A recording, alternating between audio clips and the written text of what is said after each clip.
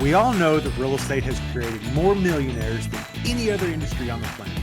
We also know that it has created a lot of heartache due to mismanagement, overborrowing, and just simple life events that happen to all of us. Welcome to the Cash Flow Pro podcast. My name is Casey Brown, and I am your fearless leader.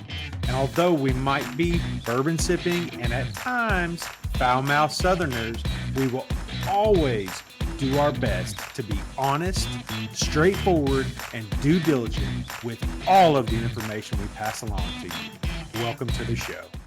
Hey there, and welcome to today's episode of Cash Flow Pro, your daily real estate investing podcast and YouTube channel. I'm here today with Johnathan New of Fair Winds Capital Investments. Johnathan, how are you today? I'm great, Casey. Thanks for having me. Like we were talking about before the show started, I love your logo, your branding, everything you're doing is exciting.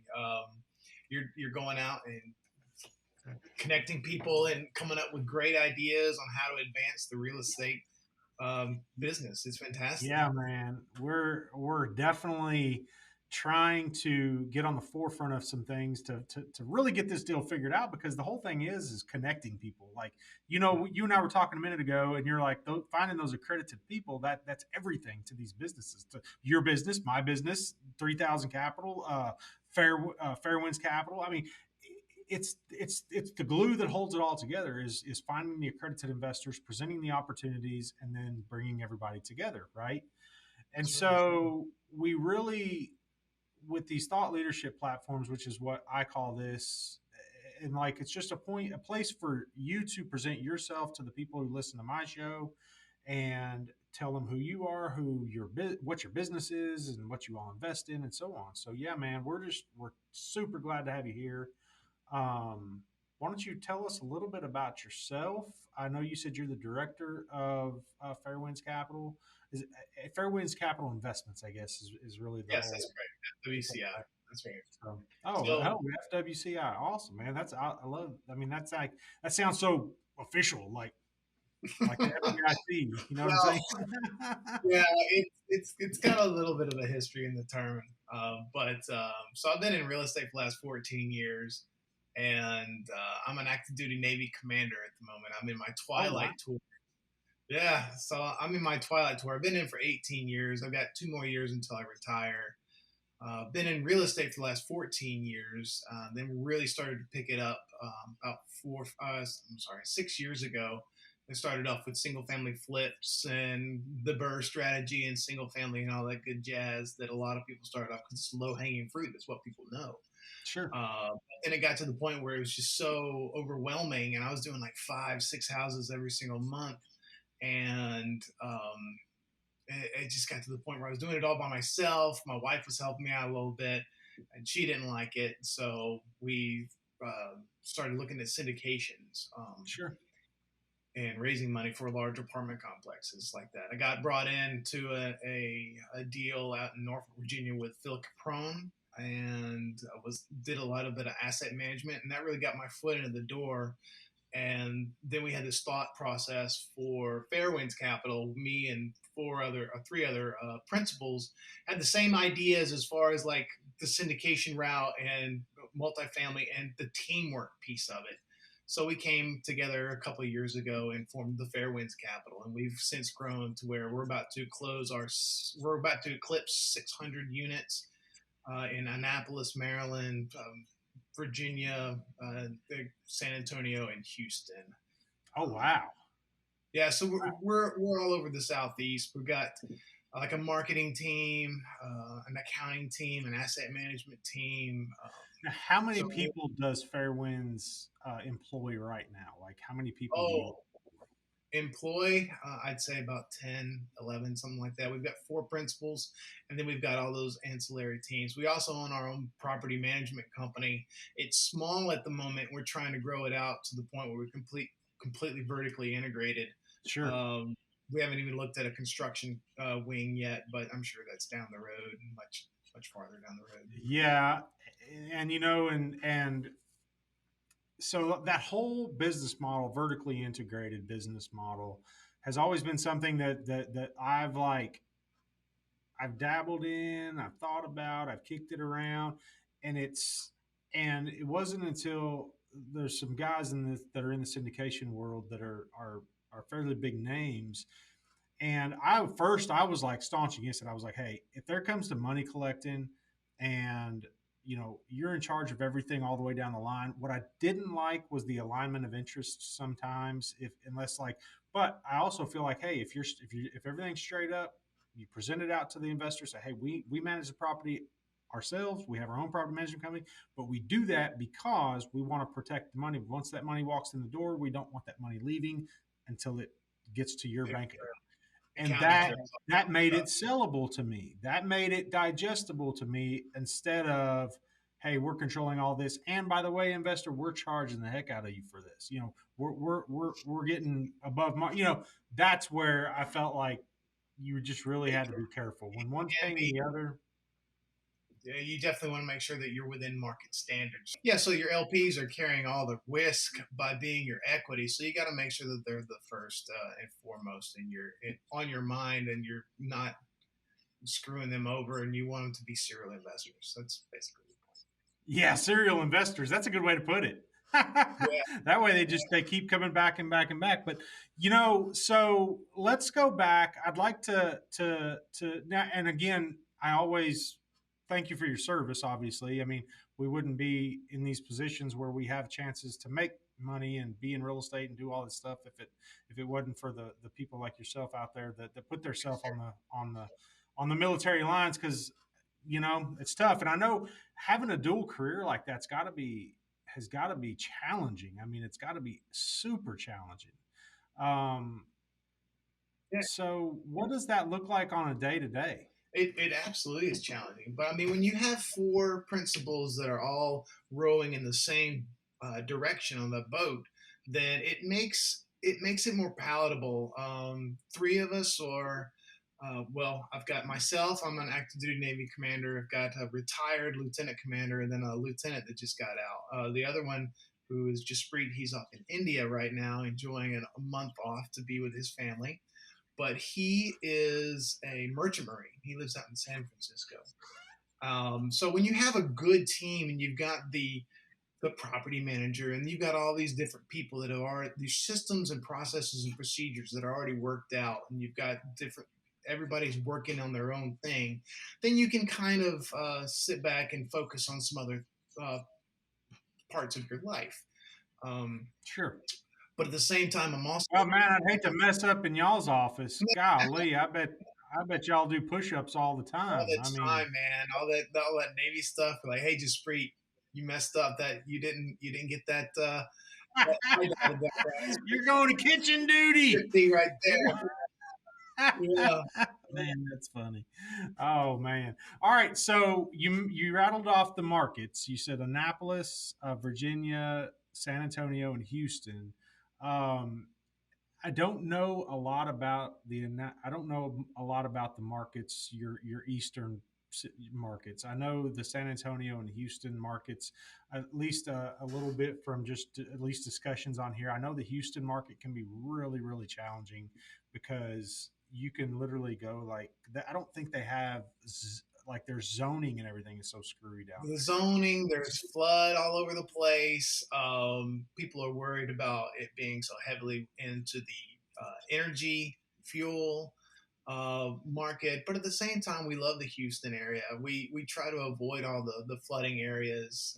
The properties that we do own never flooded in Harvey, so we gotta spend a lot of extra due diligence into some of these different markets like Houston.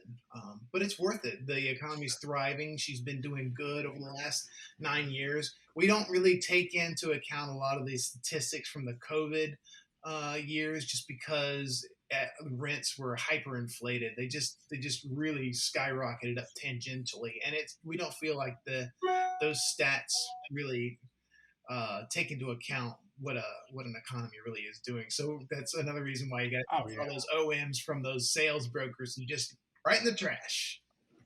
Yep.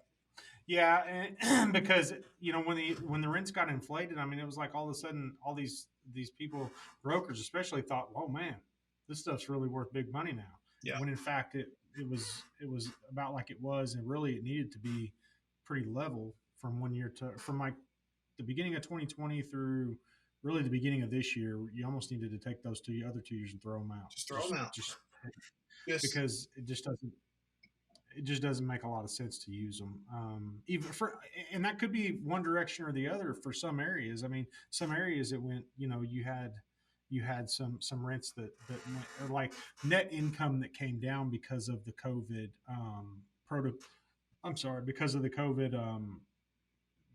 rent moratoriums and yep, stuff. absolutely. What were we gonna say?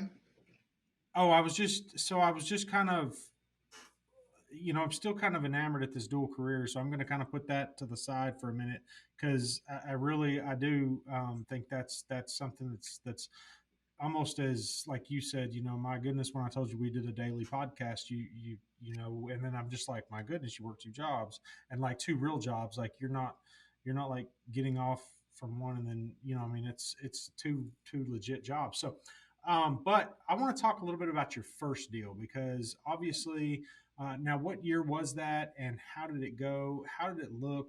What made you jump into the world of raising capital and saying, "Hey, this is for me"? Okay, so I'll. Because you said you started in real estate business for 14 years, Yeah. but all 14 years of that hasn't been multifamily ownership, right? No, it hasn't. I'll start off with my first multifamily deal. Um, so I've been doing the single family business for a while, and my first multifamily deal was when I got into that 104 unit with Bill Capron. That was only 3.5 years ago, something like that. Okay. This point, and that dude took me under his wing and taught me a lot about syndicating, and that was my first like closing. But a couple of months before that deal, I had been approached by Melanie McDaniel and our friend Drew Ladner. I was actually in line at the Pirates of the Caribbean in Disney World, and they Ah, called me up. Yeah, they're like, "Hey, we want to syndicate a deal together. Let's get together when you get back, and we'll start this thing up." So we got together, and we probably finally found a deal in Greensboro, North Carolina, which we ultimately didn't close on. We got it under LOI, and we figured out pretty rapidly that we'd be overpaying for it, so we backed out of the LOI. And that was my first foray into um, raising capital for multifamily. I'd been raising capital for single family for a while at that point, but it was like deal by deal and personal notes here and there. It wasn't anything close to being as legit as going through and getting a full 506C or B paperwork, the PPM, and all that stuff that comes with it. Um, kind of legitimacy with the SEC. sure. Um, so my first closing when I was the main sponsor was a tiny little 16 unit in Newport News, Virginia that I still own and we're about to exit. And I got together with a couple of partners, an accountant, and a great asset manager that I've been working with for several years, and we got it for like our cost basis was crazy, and it took us. It was right in the middle of COVID, so we ran into lending problems and some there was a little bit of equity raise problems. Of course, over the first deal, you're going to friends and family, and they had the same kind of reaction. They're like, "Wait a minute, you're a lieutenant commander in the Navy. What are you doing? You can't be doing this. I don't trust you." Yeah. So we had some Yeah. hurdles to get over there, but we did it, closed it, and we're about to exit. Full cycles. I'll take all the full cycle deals I can get, man. Yeah. So, and let's talk a little bit about profitability on that. I mean, I got to know now what is that looking like? Yeah, so that one is going to end up being a pretty sweet deal. Our LP should be getting about 25% on their IRRs and a 1.8x multiple. It was a smaller deal, and we did buy it right in the middle of COVID, so it affected some things. But our other deals that we've exited, we got very fortunate with our with our buys. We bought a couple of MLOs off market, and we've exited those. And it's right in, like in the last year when the market was crazy, and you're getting like 48% ARs and 60% here and there. Some stupid numbers. You only have to stay in the deal for like a year. I think that the COVID really, the past 2 years up until a couple months ago really has been a saving grace for a lot of people, and we definitely took advantage of it and exited some of our positions to give our LP some amazing stats, some metrics on their. Sure, sure. And that'll definitely, hopefully, those amazing stats can carry us through the years where things are just kind of flat or they trade just sideways, is what we used to call it in Mhm. the commodities business, where things just trade sideways. But I think some of those good years like that, where you really pumped it out, but man, it's a shame that that 16 unit couldn't have been like a 1600 unit, isn't it? I mean, Oh just, God, you I get so mean, yeah, greedy. Like once your business you starts wouldn't doing even be business, worried about the second syndication. Then you just yeah, be you're like, like, no, let's I'm just, done. yeah, you just be standing at the top of the dance room, throwing $100 bills off, right? So, now, listen, it's a challenging business, and now, are you all going to take on any outside property management? Like, if somebody brought a 200 unit complex to you, I mean, is that are you just simply saying we're going to have this property management company for just us and us only? Right now, we do manage some other people's properties.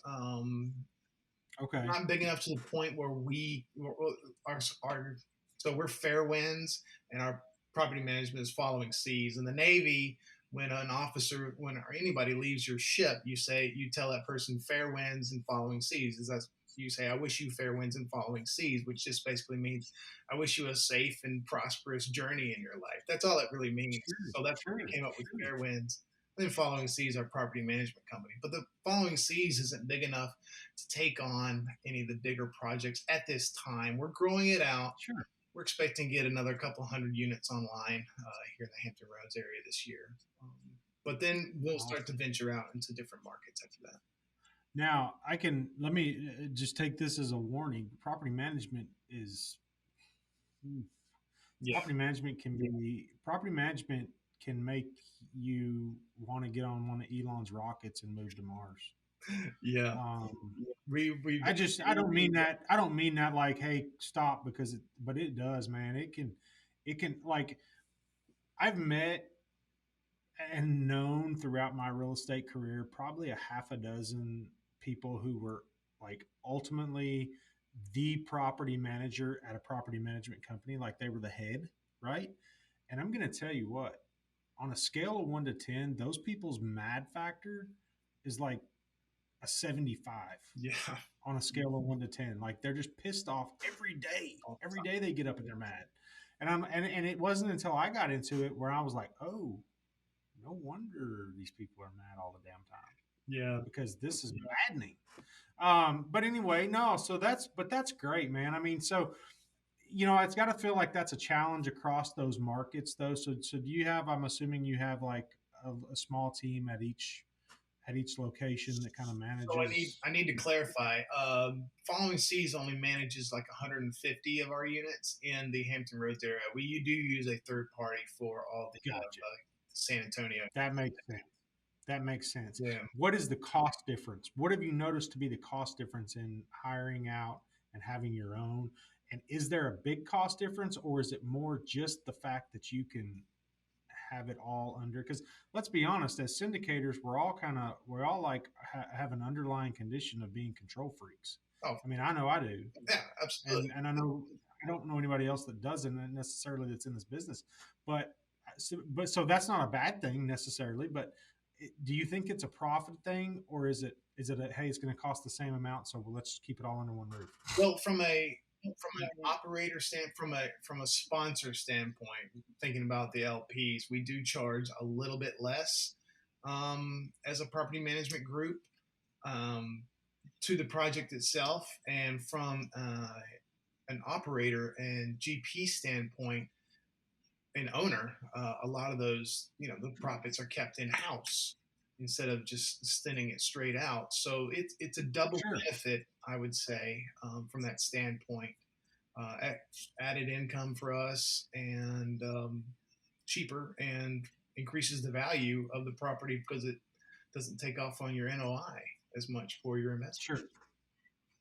Yeah, and I like that. I really like that position that you just said. The very last position doesn't take it off the NOI, so it really it operates, and if it and it increases the value of the property, which ultimately at the end of the day makes everything 100%. right. So, um, well, so where are we headed from here? Now you said you're getting ready to take that first deal full cycle, and then where are you headed from here? So from here, we're looking to exit some of our smaller properties in the Hampton Roads and focus specifically on like the 80 to 200 units across Texas, Florida, Atlanta, and even some more in the Hampton Roads, and build out the portfolio within those markets that we already know, and bring in and build up our asset management team, and continue to just buy properties that are value add across all those markets. We do think Sure. that Now, are you pretty much staying focused on those markets for right now? I mean, obviously, a really good deal pops up, you're going to do something different. But yeah, no, we're specifically focused on those markets. Just because we already know it, we already have teams in place, and that's just what we know. We want to be masters of what we know. We don't want to go off yeah, into development or anything like that at this time. We're open to it in the future, but not right now. sure. We do want to get up Yeah, to a few hundred million in the value add, but with it being a recession right now, or at least entering a recession, the Feds are hiking the interest rates tomorrow. Then it's definitely taken a huge hit, not hit, but huge change of direction on how we look at our acquisitions processes and analytics and things like that. sure, sure. Now, going back, and I want you to think back to that very first deal and the private equity part. You had mentioned there was, um, I think you said there was a slight problem with some of the private equity because it was your first raise and some of this that, and the other. I'd like to dissect real quick because a lot of our listeners are beginning capital raisers and people that are just now coming into the business, just now figuring this out, just now geeking out on all of the books and everything that we all had for all these years.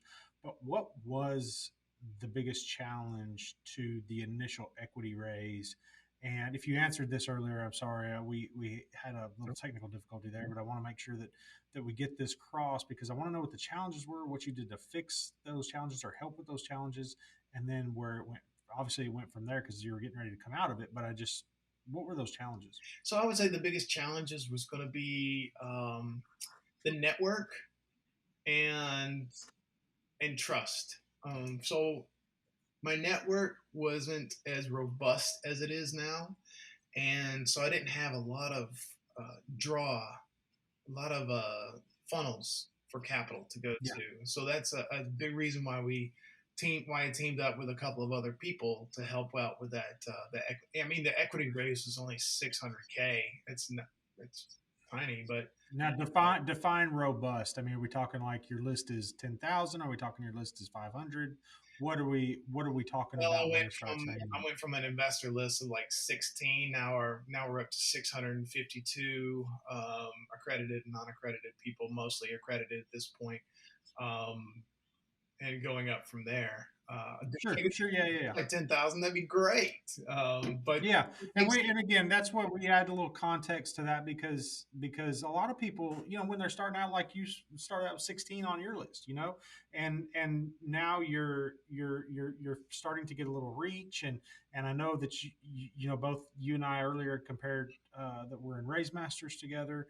Got to give a little shout out to our guy Hunter Thompson who so routinely gives us an ear to or lends us his ear so that we can jab about everything we want to do and talk about, and he gives us ideas and so on. So, but yeah. So with that being said, what are some of the activities that you did to grow your list? Because obviously it's however many times now. What was the main, or what was the maybe even the main thing you did to grow your list? do deals. go to networking events and just do deals. As long as you're doing Because deals, it's amazing how fast people run when you have the deal, isn't it? yeah. I mean, Like, you're gonna struggle when you do deals. But while you're doing the deals and struggling, you're going out and connecting with all these different people to trying to raise the capital and convince them that they want to come to your project. And then you keep those people on your Rolodex for deals and deals after that. So I would just say do deals, and be uncomfortable as you do the deals and graduate into bigger and bigger networks. yeah, yeah, definitely. And that's the whole thing, you know. And I had an old guy tell me one time. I said, I hadn't been selling real estate, but just a very, very small amount of time when I heard this. And we were going from being real estate agents. We were actually entering into the or like dipping our toe into the auction area, right? Because it was almost for a long time. It was like the auction area and the realtor area kind of meshed together really well. And we were having the hardest time trying to get this auction thing going, right? But we didn't. The trick was we didn't have any auctions to advertise. And this old guy walked in one day and he said, "I'm gonna tell y'all what." He said, "I'm gonna tell you exactly what you're doing wrong." And we were like, "Really? What do you know, old guy? You don't shouldn't you be in a home somewhere or something, right?" And he said, "In order to advertise, you need to have something to advertise, and people don't give a damn who you are." And I was like, "Whoa." That hit me square between the eyes. And it's the same thing with this business. Everybody wants to do something, but you can't advertise until you have something to advertise because people don't care who Casey Brown is. They don't care who Johnathan New is. We're great. We're fun people. We're enjoyable. We're kick ass at everything in life, right? Yeah, Except for the fact that if we don't have a deal, people don't really pay a lot of attention. But as soon as you have that deal, man, everybody's like, "Oh, wow, look," and it changes the whole metric of everything. yep, So that's I'm really glad you say that because I think it brings to light that you in order to advertise and in order to grow you have to have something to advertise. that's a fact.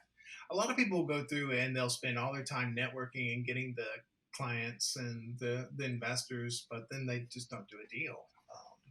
I don't Yeah, yeah. yeah, and it's got to be a deal. So all right, well listen, Johnathan, we're getting towards the end of our time here, and we ask the same couple of questions to every guest that comes on the show because it just kind of gives us a little insight into who somebody is and what makes them tick. But what is the best book that you have recently read or are currently reading? Oh, goodness, that's going to be.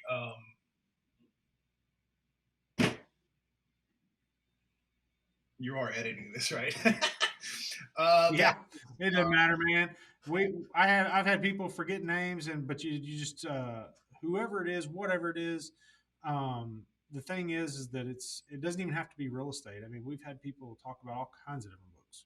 goodness gracious, this is embarrassing. I love this book. I absolutely do. Rocket Fuel. I don't know why it was such an awesome, You're awesome the book. second person in like 6 or 7 days that have said that. Dude, I loved Rocket Fuel. It was fantastic. It taught me, everything. I was like, I am a visionary, 1,000%. And all my partners, Yep. they give me crap about it all the time. They're like, "You're such a visionary. You don't do crap for like daily operations. You just go out and think these big ideas, and that's it." Yeah, but Yeah, man, well, that's it is what it is. Hi, this is Casey Brown, host of the Cashflow Pro podcast and YouTube channel. Have you been thinking about investing in real estate but just don't know where to begin? I'd like to help by inviting you to check out our website at www.3000capital.com. There you will find an array of material that will help you learn all about real estate syndication.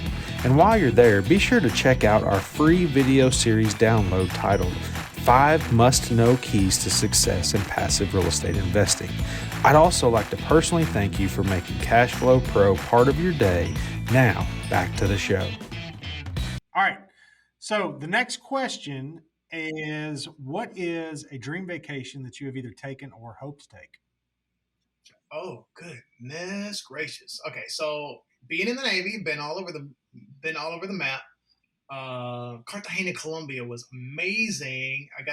This guy came up to me and I was just walking down the street in Cartagena, Colombia, and this guy comes up to me and he throws this baby sloth on my shoulder, and I'm freaking out. I'm like, oh my God, what is this?